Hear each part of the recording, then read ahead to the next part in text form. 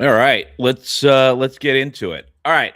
So, as many of you may not know, censorship. What are we dealing with? The fact that right now Stephen Colbert wasn't allowed to bring forward a Democratic elect for Texas on his show because the FCC has decided to dictate exactly when and how the rules of the FCC should be applied, all because they are trying to protect the tangerine twat waffle in the Oval Circus. There's no debate anymore. The truth is that they are culpable in trying to protect somebody who has not only been called out in these files more times than Jesus in the Bible or Harry Potter in the books, but more times than the words actually written in the Bible or the 7 series of the Harry Potter network. That's right. His name has been referenced more times than anybody else in the files, except for the person that the files are about.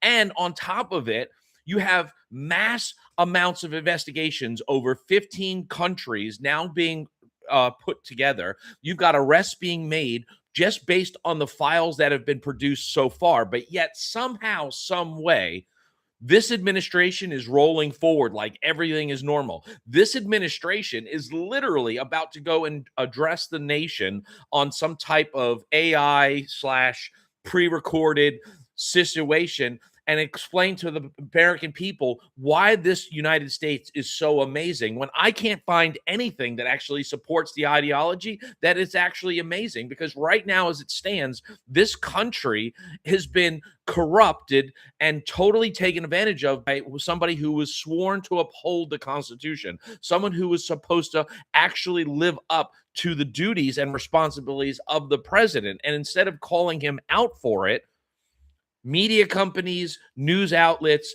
everybody has literally gotten to a point where they're just ignoring any type of justice. They're complacently adding effects. Sorry about that.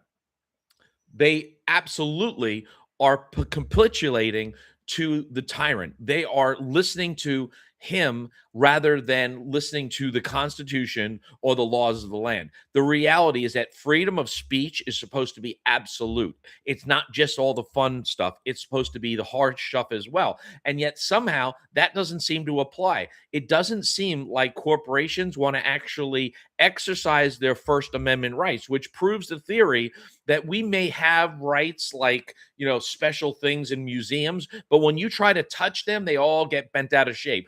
Our constitutional rights are ours to have as long as we don't try to use them in any way, shape, or form. As long as we stay silent, do nothing, and just give them our tax dollars and our votes the way that they want, they leave us alone. But if you decide to stand up and speak out against any of the things that are going on, they systematically shut you down. They ignore you. They try to label you a domestic terrorist. They try to create a situation or a scenario where people aren't actually being heard. And that is sad. It is harsh to see so many people being silenced because of their beliefs, because they are exercising their First Amendment rights. But yet somehow that can be manipulated and bent around into circles. But yet the Second Amendment seems to have for decades be completely and utterly protected by everything. But yet somehow, right now as it stands, the First Amendment can be trod on all they want.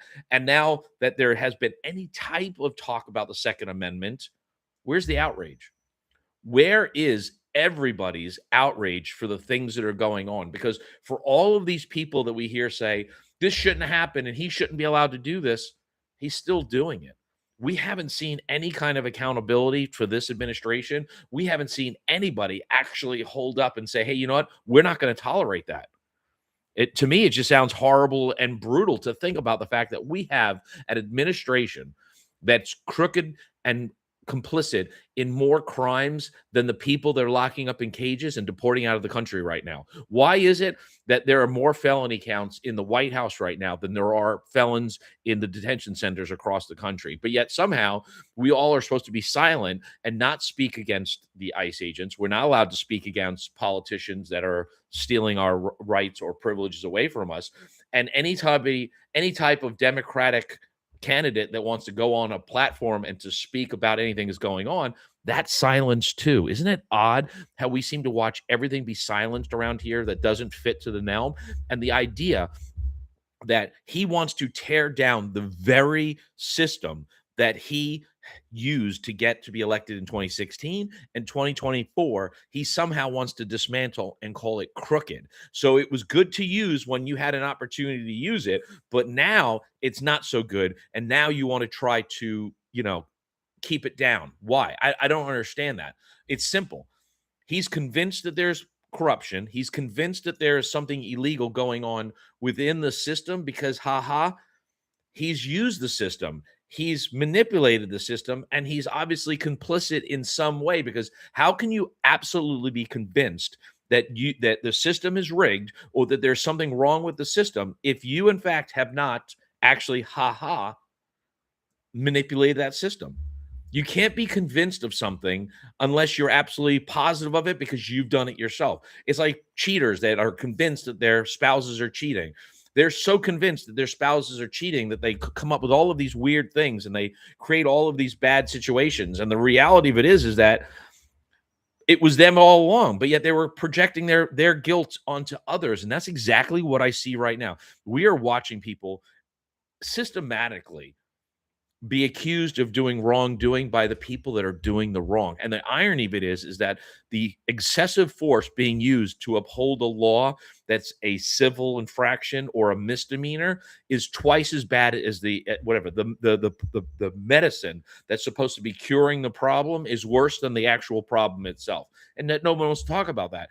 And when Stephen Colbert decided to bring someone up to speak about all of this, he was silenced. He wasn't allowed to bring up a Democratic Party because the blue states are taking control and they're winning. Gallup poll, who has been doing that since 1930s, has been projecting and showing and reporting the approval ratings of the president of the United States. They've now come out just in January saying we're no longer going to do that. We are stopping our track of approval ratings for the president. Could it be because the president's approval rating is lower than his felony count?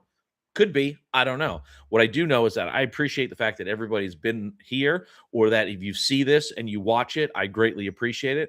I hope that perhaps maybe I will get a chance to do another live soon with some for other people.